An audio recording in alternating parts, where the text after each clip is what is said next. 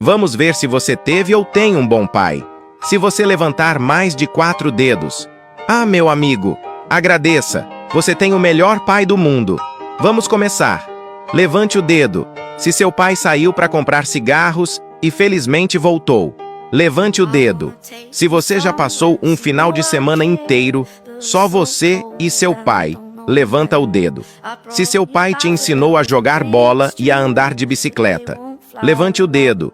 Se seu pai é a terceira pessoa que aparece quando você clica em compartilhar, e depois em mais, levante o dedo. Se seu pai sempre se esforçou para te dar atenção e amor, levante o dedo. Se alguma vez você já foi acampar ou pescar com seu pai, levanta o dedo. Se você ama incondicionalmente seu pai, levanta o dedo. Se seu pai já leu histórias para você dormir, comenta aí quantos dedos você levantou e vamos ver quem tem o pai mais legal.